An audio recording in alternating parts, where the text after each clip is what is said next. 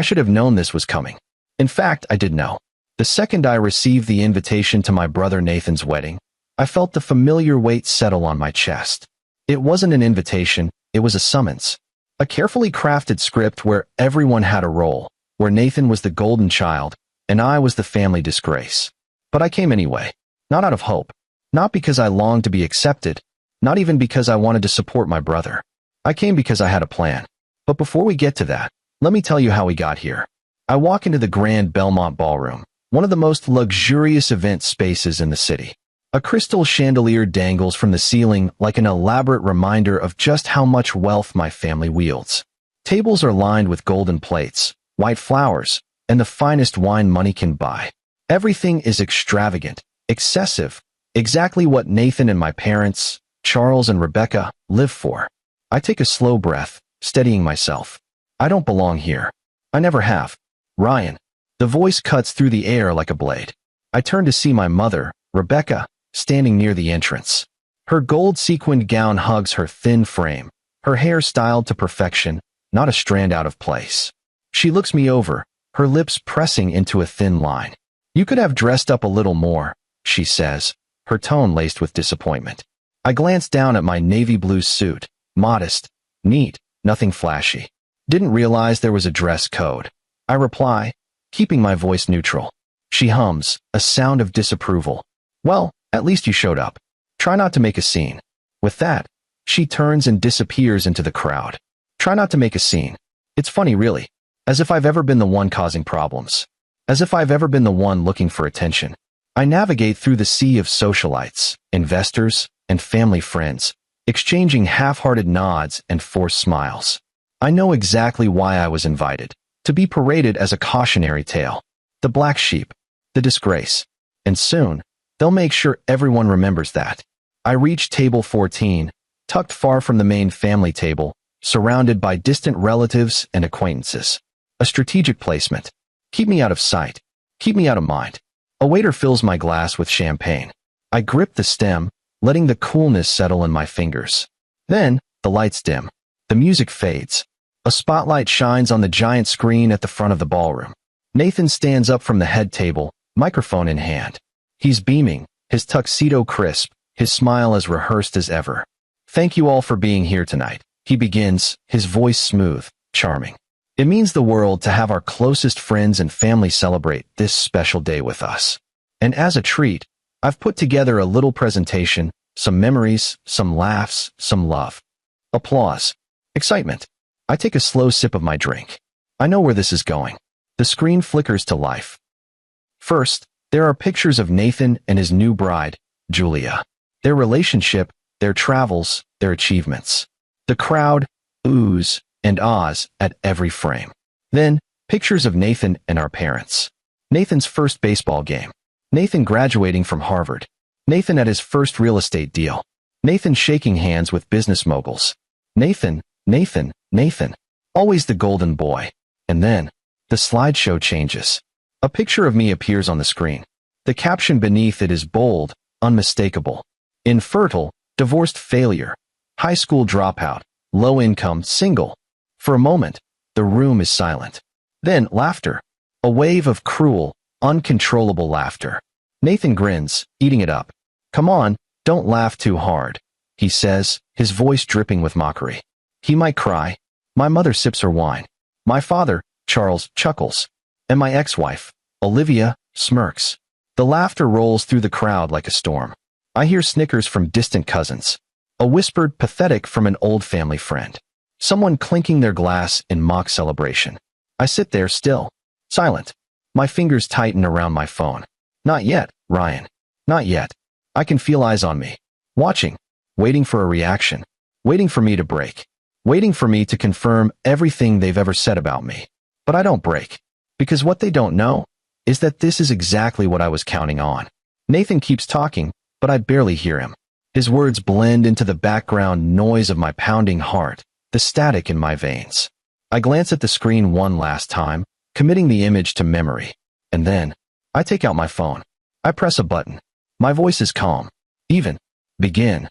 The room goes silent. It happens almost immediately. The screen flickers, glitches. The slideshow stops. And then, a new image takes its place. Bold white letters fill the screen, glowing under the spotlight. Breaking Free Live. The reality of emotional abuse by family.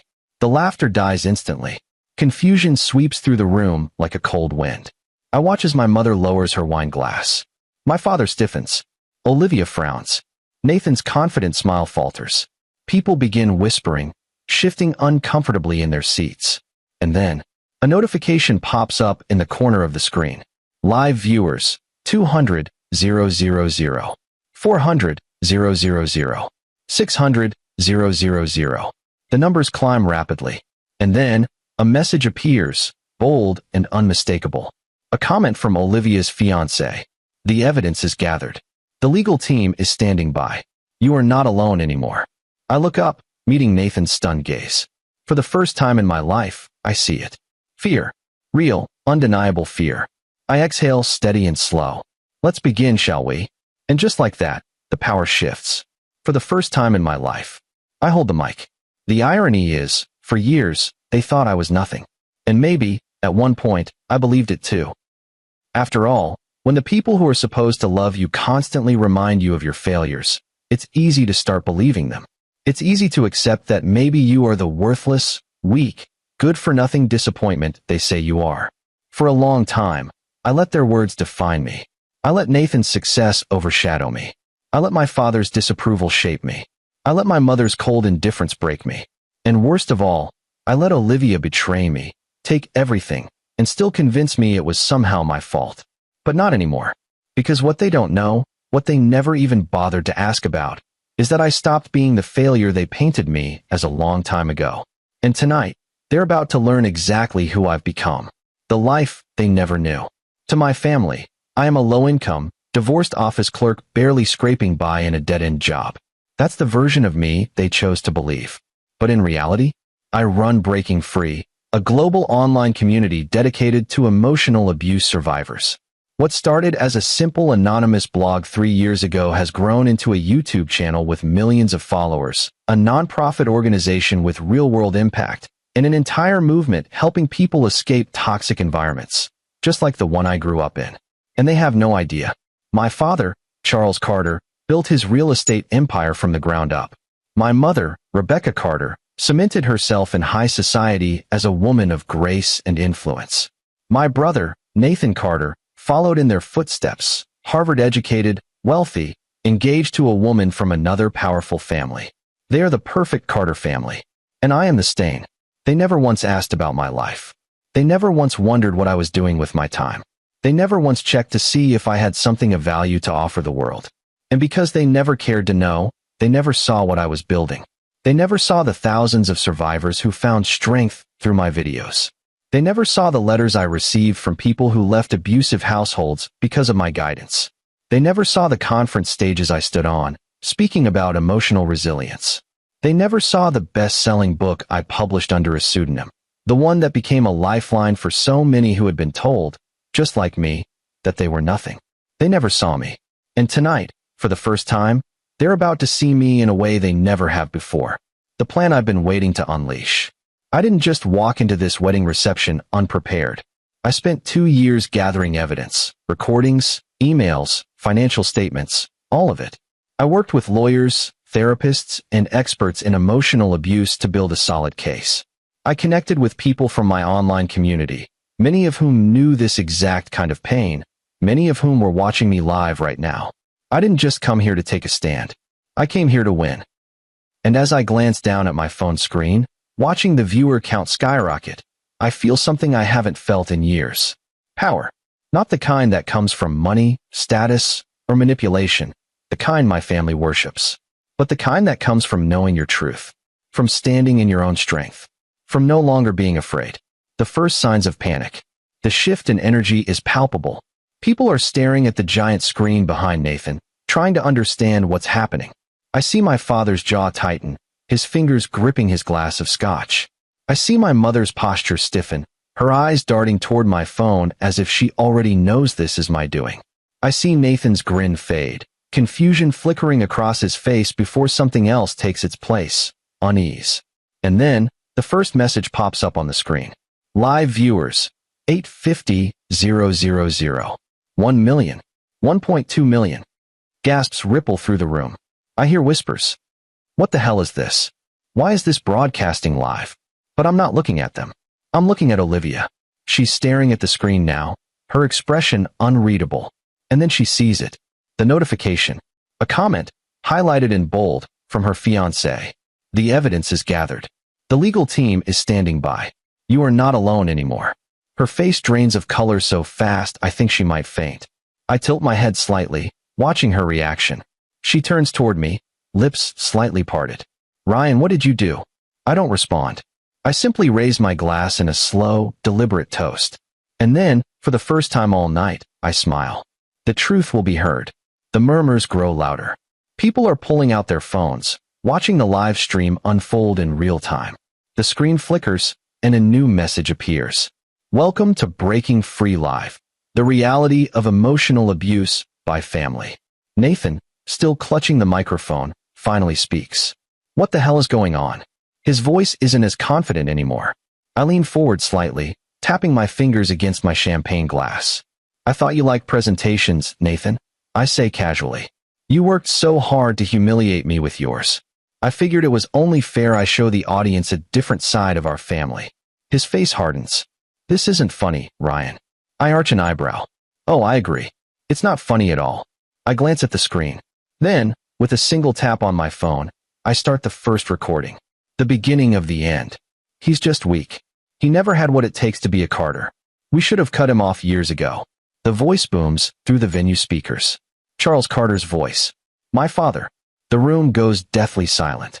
I take my time watching their reactions. Rebecca's hand tightens around her wine glass.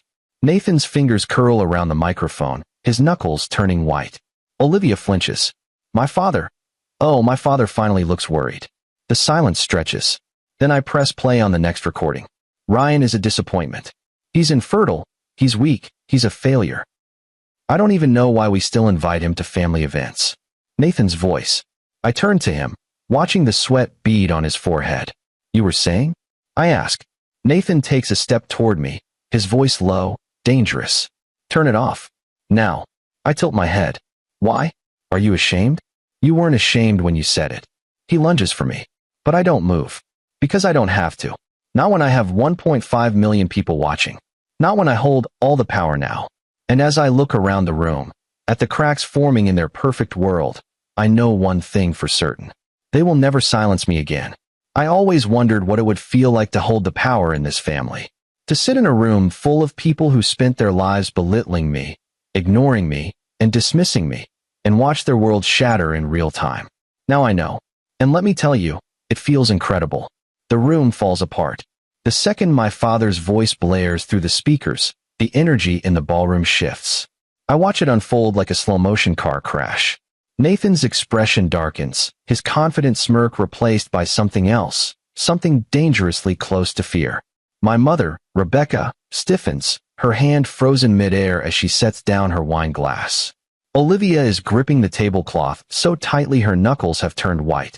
And my father, the great Charles Carter, the man who always controls the room, looks like he's about to be sick. The guests are murmuring now. I hear scattered whispers. What the hell is this? Did Charles really say that? Are we being recorded? My phone buzzes in my palm.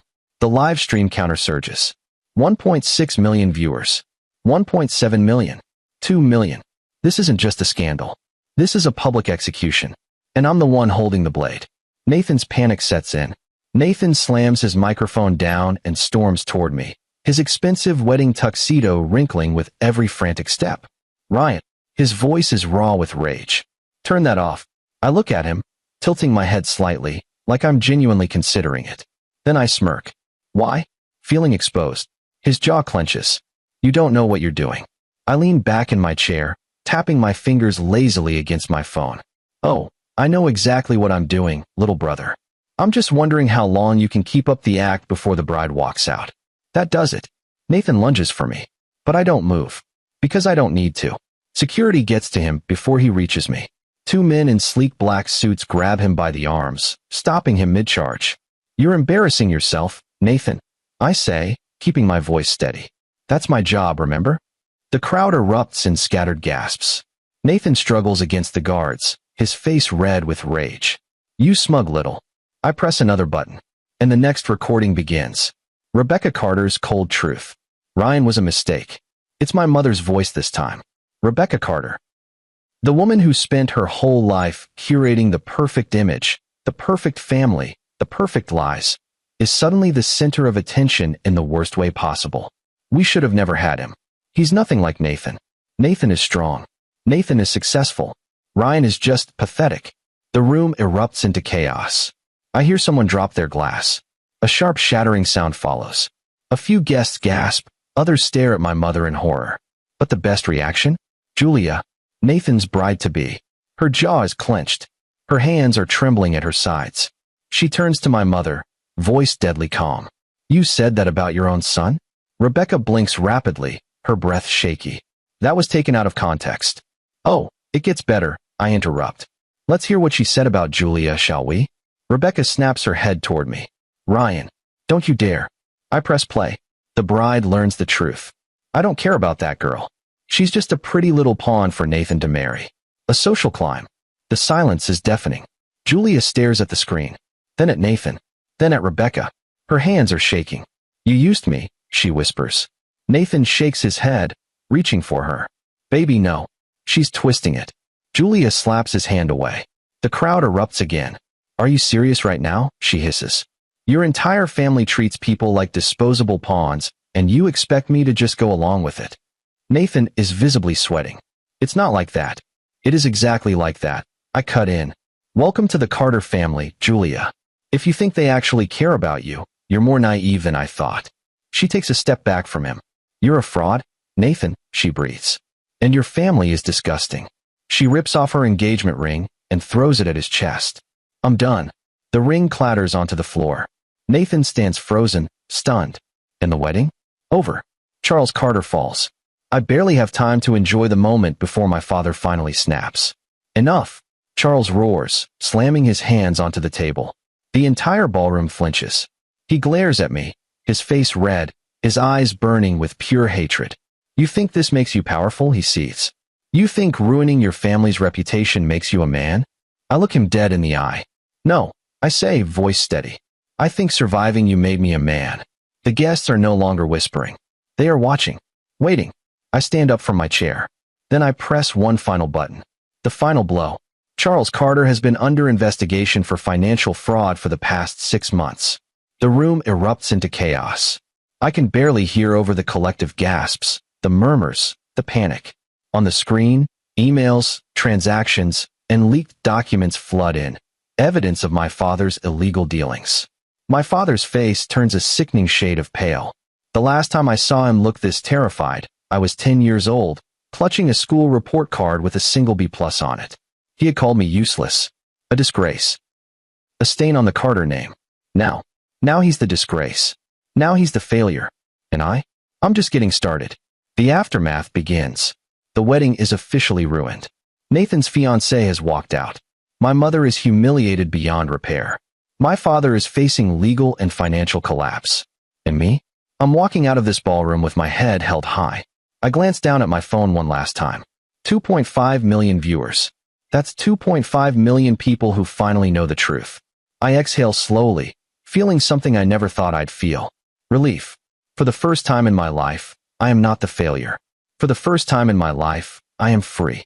And as I turn to leave, my father shouts after me. One last attempt to control me. Ryan, if you walk out that door, you're dead to this family. I pause. Then, without turning around, I say the words I should have said years ago.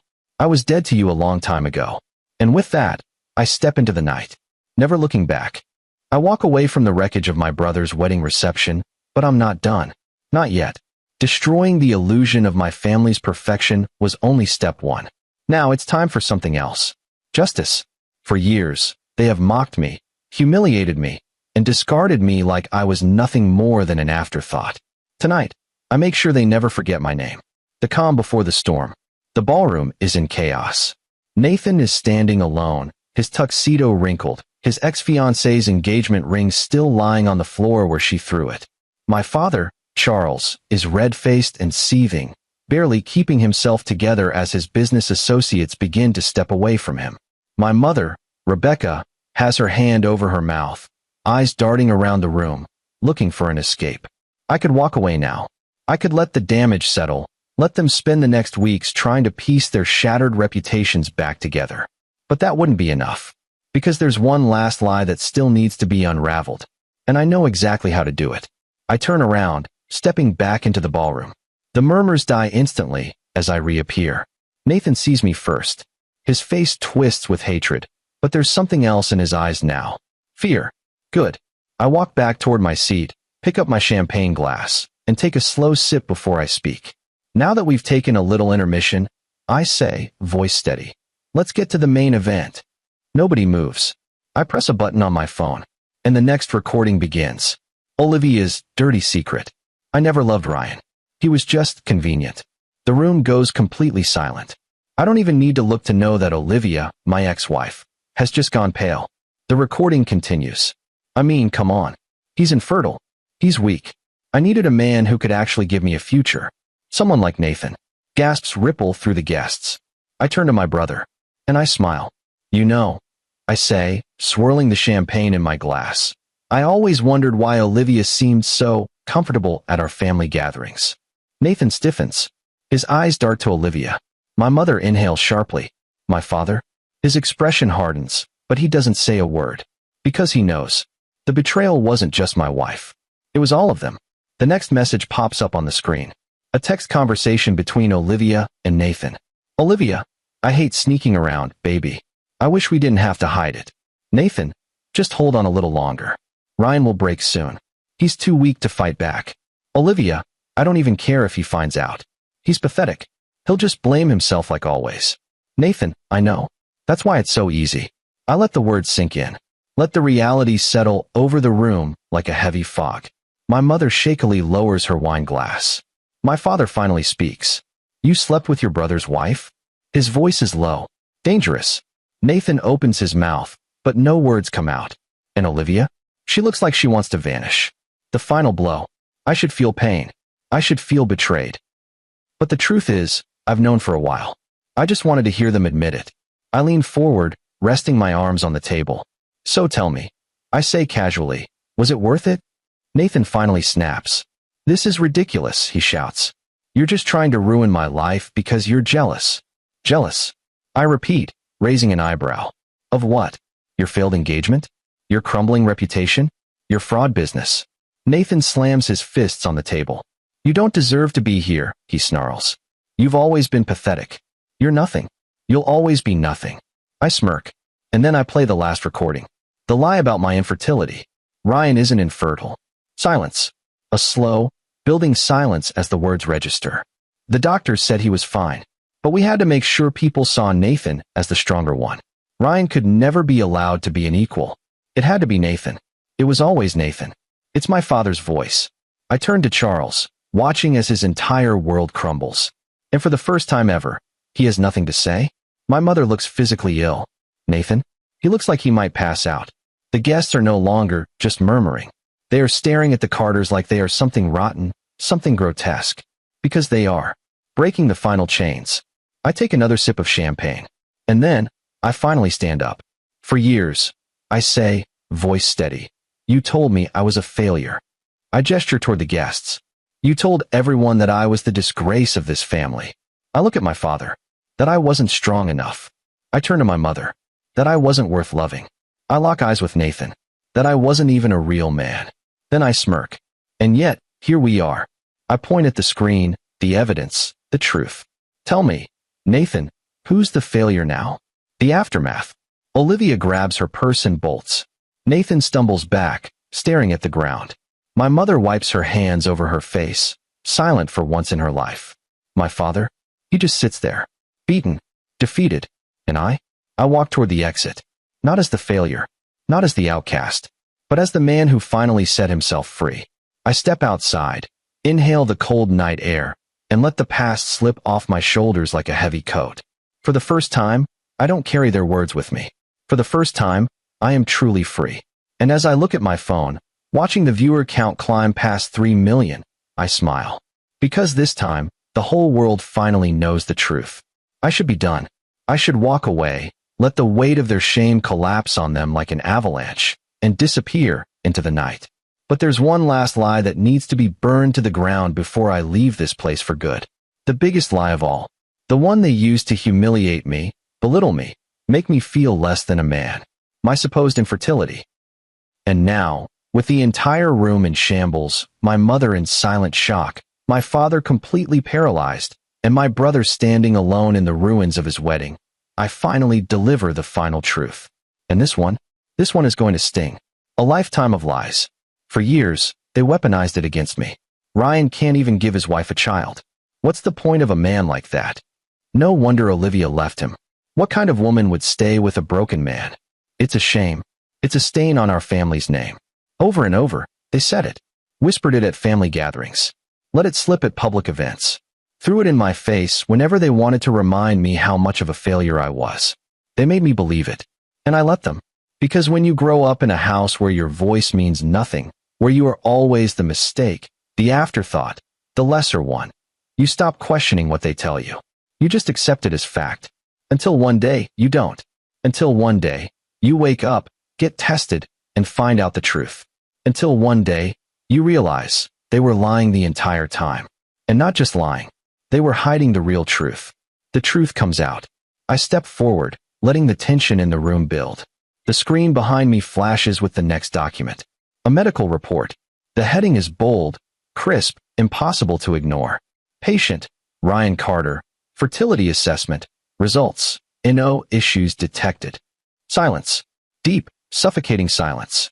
Then, slowly, I turn toward Nathan. And I smile. Now, this is interesting. I say, my voice calm, controlled. Because according to this, I'm perfectly fine. Nathan's expression barely changes. But his eyes flicker with something raw. Fear. Guilt. Because he knows what's coming next. And so do I. The real infertile one. I turn back to the screen, pressing a button on my phone. A second document appears. Another fertility test. But this one, it's not mine. It belongs to Nathan. The heading is just as bold, just as impossible to ignore. Patient, Nathan Carter. Fertility assessment. Results. Severe infertility detected.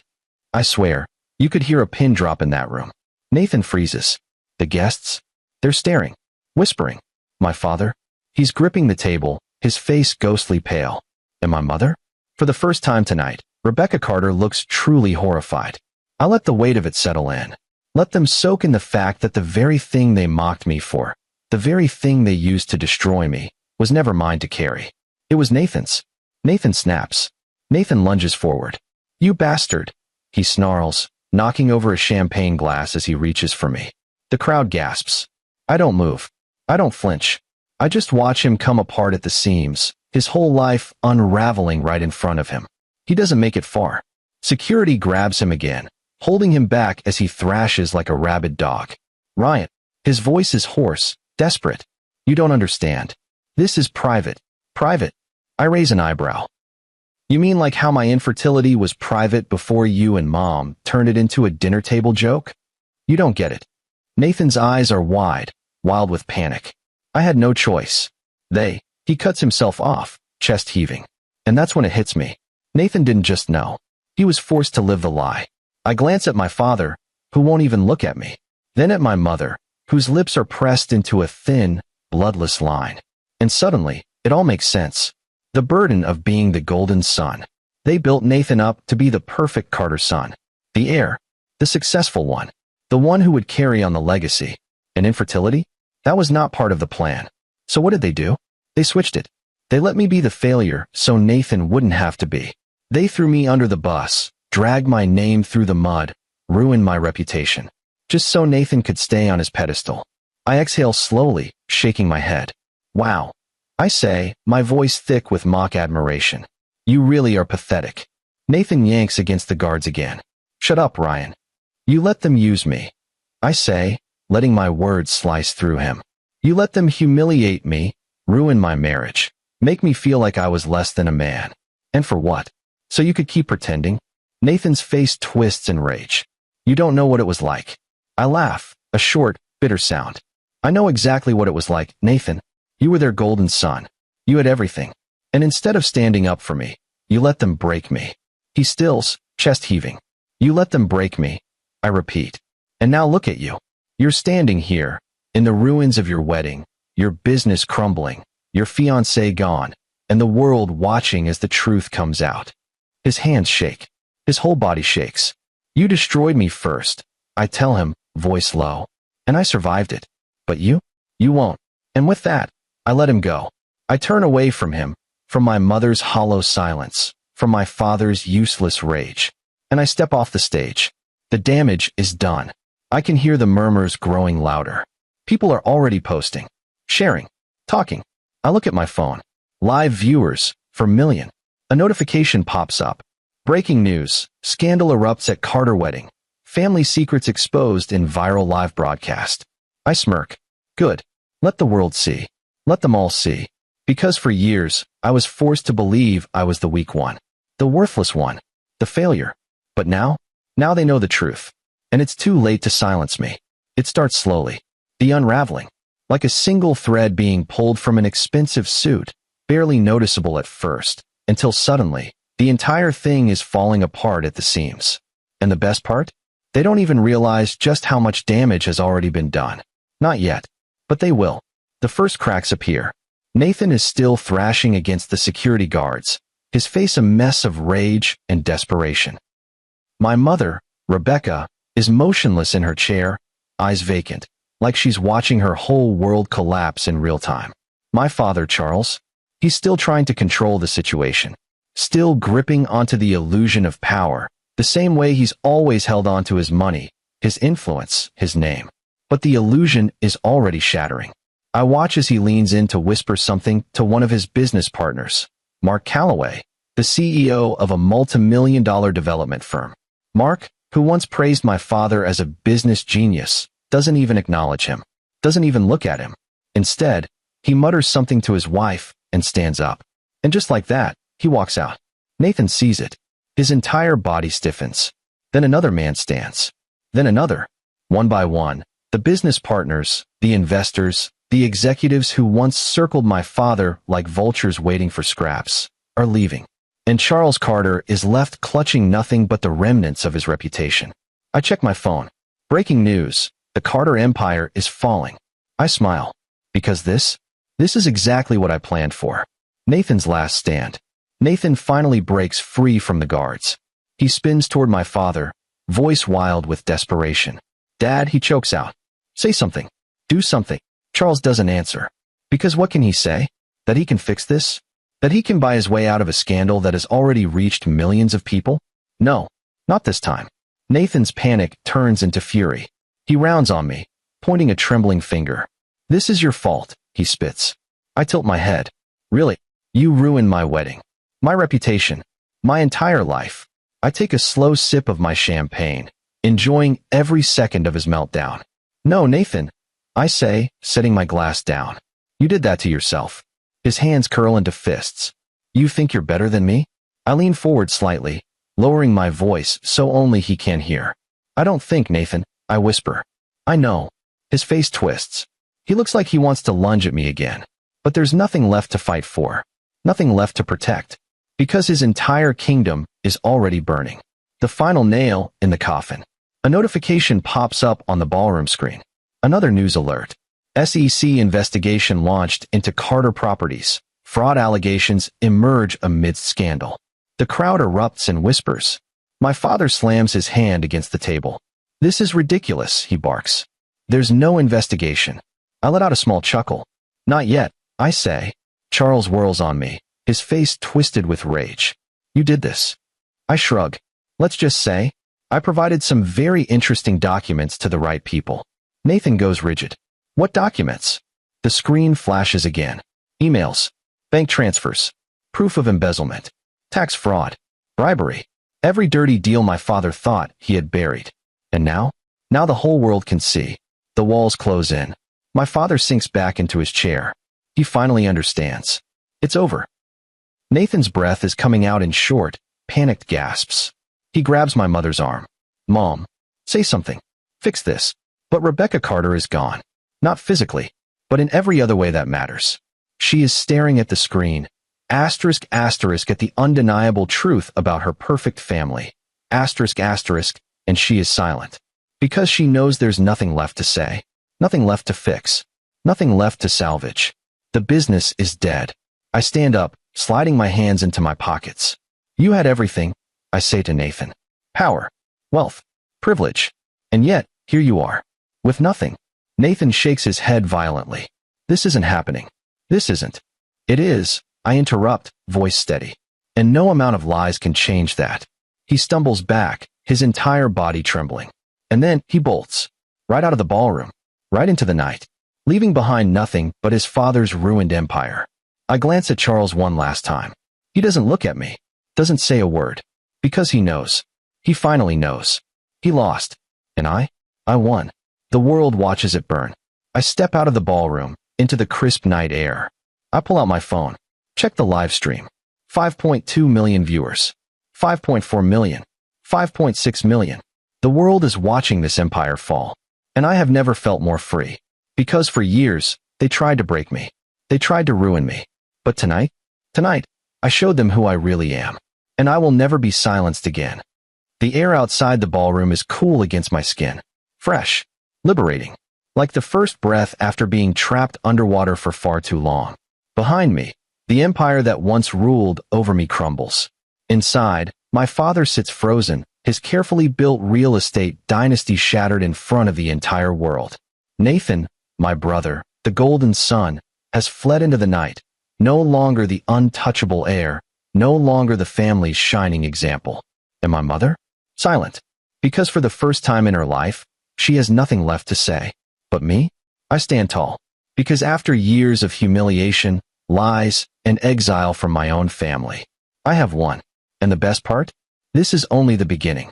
The aftermath begins. My phone buzzes. A new notification. 6 million live viewers. That's 6 million people who just witnessed my family's fall from grace in real time. I let out a slow breath, watching the numbers tick up. I never planned for this to go so viral. But I should have known. People love a scandal. Especially when it's about a powerful, untouchable family falling to pieces. And right now, the Carter name is front-page news. Another buzz. This time a call. I glance at the screen. David Reed. A longtime friend. An attorney specializing in corporate fraud cases. I answer. Ryan. He greets, his voice smooth and calm. I assume you've seen the news? I have. I reply, walking toward my car. Good. Because I have some updates. I smirk. Let me guess. The feds are interested in dear old dad. David chuckles. Oh, they're more than interested. They're moving forward. The documents you provided were airtight. There's no way out of this. I lean against my car, watching the ballroom entrance from a distance. How long before the hammer drops? I ask. A week, maybe less, David answers. But honestly, he won't even need an arrest to ruin him. His business partners are already cutting ties. Stocks for Carter Properties have dropped by 40% in the past hour. Investors are panicking. The company is dead. I exhale slowly. It's happening. Everything he built on lies and cruelty is falling apart. And for once, there's nothing he can do about it. The fallout spreads. I scroll through the news headlines. The Carter family scandal. Infidelity, fraud, and a fall from grace. Ryan Carter exposes his family in shocking live broadcast. Millions watch. SEC investigation into Carter Properties begins. What comes next? I smile to myself. The Carter name used to be a symbol of success, of power. Now, it's synonymous with corruption, deception, and downfall. I glance back at the entrance. Reporters are gathering, their cameras flashing as guests flee the ballroom like rats escaping a sinking ship. I can already imagine the headlines tomorrow. The wedding that destroyed a dynasty. Beautiful. Nathan's rock bottom. Just as I'm about to get into my car, I hear footsteps. Fast, frantic footsteps. I turn, and there he is. Nathan. His tuxedo is disheveled, his hair a mess. His entire body is trembling with rage and desperation. You think this is funny? He spits, his voice raw. I raise an eyebrow. Funny? No. Satisfying. Absolutely. You ruined my life, he snarls. I lean against the car, crossing my arms. Nathan, your life was already a disaster. I just turned on the lights so everyone could see it. His breathing is ragged. His hands shake at his sides. "You don't get it," he whispers. "You don't know what you've done." I tilt my head. "Oh, I think I do," I say. "For the first time, you get to see what it's like to be me. To be the one discarded. The one humiliated. The one they never actually cared about." Nathan swallows hard, his Adam's apple bobbing. "You should have let it go," he mutters. I push off the car, stepping toward him. "Let it go," I repeat. "You spent years tearing me down. You let Mom and Dad use me as your scapegoat while you stood there and enjoyed the praise. You let Olivia cheat on me with you and laughed behind my back." His jaw clenches. "Did you really think I'd let that slide?" I ask, my voice dropping. "Did you really think I'd just take it forever?" He shakes his head, looking at the ground.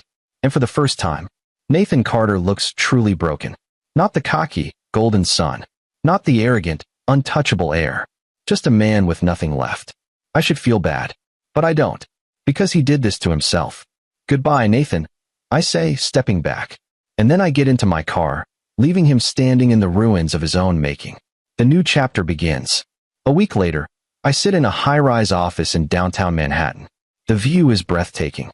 Skyscrapers stretch across the skyline, the city humming beneath me. But my focus is on the TV screen in the corner. Breaking news. Former real estate tycoon Charles Carter under federal investigation for fraud.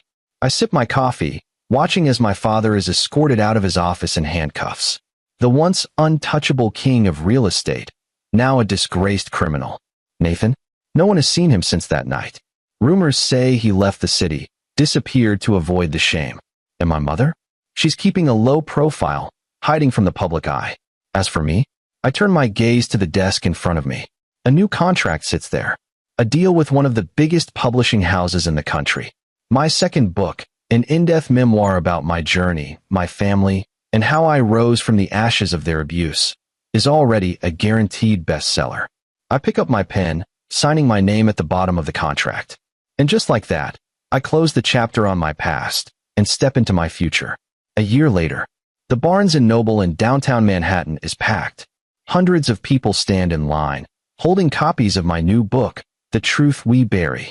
At the signing table, I greet each reader, signing their books, shaking their hands. Many of them share their own stories of surviving emotional abuse, of finding strength in my journey. And for the first time in my life, I know I have purpose.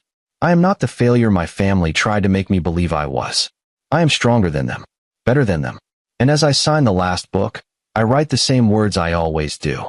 Your voice has power. Don't be silent anymore. And this time, I finally believe it.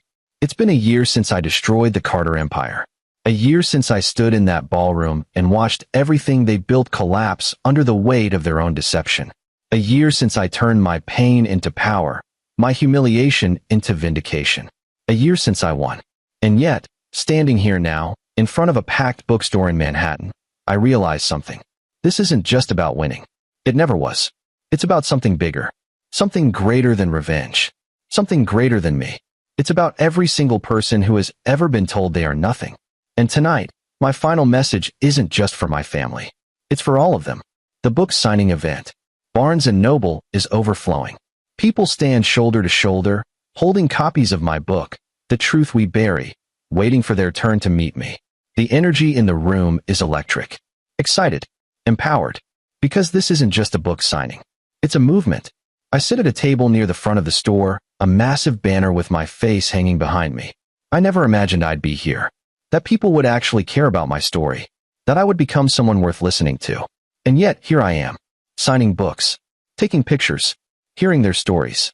Because, as it turns out, my story isn't just mine. It belongs to every person who has ever been dismissed, ridiculed, and broken by the people who were supposed to love them. And now, we are all breaking free. Together. A familiar face in the crowd. I flip open another book, pen hovering over the first page. What's your name? I ask. The woman in front of me shifts nervously, her hands gripping the hard cover like it's a lifeline. Amanda, she says softly. I smile. Nice to meet you, Amanda. Her eyes shine with unshed tears. I just wanted to say, your book changed my life, she whispers. I left an abusive home because of your story. I finally had the courage to walk away. A lump forms in my throat. This is why I did it. Not for revenge. Not for fame.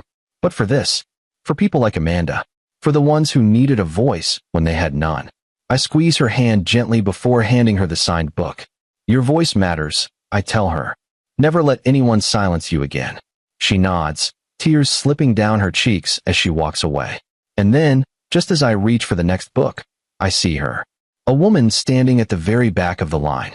Her clothes are simple, jeans, a sweater, no jewelry, no makeup. Her once flawless, expensive appearance is gone. And yet, I know exactly who she is. Because I never forget a ghost from my past. Rebecca Carter. My mother. A conversation we should have had years ago. She doesn't move. She just stands there, eyes locked on mine, hesitation in every line of her posture. I stare back, waiting. I should have expected this. Sooner or later, she was bound to find me. But the difference between then and now, I no longer fear her. I own my story. She no longer has the power to rewrite it.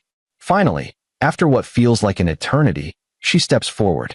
The people in line glance at her, whispering, murmuring. They know who she is. They know what she did. But she doesn't acknowledge them. She only looks at me. Ryan, she says, voice barely above a whisper. I don't respond right away. Because, honestly, I don't know what she wants. An apology? Forgiveness? Or just one last chance to manipulate me? She clears her throat. I read your book, she continues. Every word of it. I raise an eyebrow. That must have been difficult for you. She flinches. Good. Because reading about the pain she caused is nowhere near as difficult as living it. She shifts uncomfortably. I wanted to come sooner. But I wasn't sure if you'd even speak to me. I lean back in my chair, crossing my arms. Well, here I am. I say. Speak. The bookstore is dead silent. All eyes are on us. She hesitates again before exhaling sharply. I was wrong, she says finally. The words are shaky, foreign, like she's never actually had to say them before. But I don't let her off that easily. Wrong about what? I press. She swallows. About you. About everything. I let your father dictate how I treated you. I let Nathan become the priority. I told myself it was just the way things had to be. I tilt my head. The way things had to be. I repeat. You mean choosing to humiliate me at every opportunity? Turning your back when I needed you? Laughing at my pain. She closes her eyes briefly. I was weak, she whispers. And I was a coward. For the first time in my life, I see something I never thought I would. Guilt. Real, raw guilt. And yet, I don't know if it's enough. I don't know if it ever could be. The power shift. She looks at me again. I know I don't deserve your forgiveness, she says quietly. But I wanted to tell you that I'm trying. Trying. She nods. I left your father, she admits. I started therapy. I moved to a small town outside the city. No more high society. No more pretending. Just me. I study her carefully. This isn't the same Rebecca Carter who sat at that wedding a year ago, sipping wine while I was humiliated. This is a woman who has lost everything. And yet, the question remains, is it enough? I take a deep breath. I don't know if I can forgive you, I admit. She nods, as if she already expected that. But, I continue. I hope, for your sake, you keep trying to be better. A flicker of something crosses her face. Hope. She nods again. I will.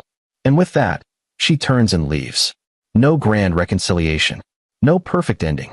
Just two people acknowledging the damage and choosing to walk separate paths. And that's enough for me. The final words. As the night comes to a close, I sign the last book and stand, stretching. It's been a long journey. A painful one. But I made it. I broke free. And now, as I look out at the people who have found strength in my story, I realize something. This was never just about me. It was about every single person who has ever felt small, unworthy, unseen. And now, we see each other. I take one last deep breath, lift my pen, and sign the final book of the night. The same words I always write. The words I live by now. Your voice has power. Don't be silent anymore. Because I never will be again.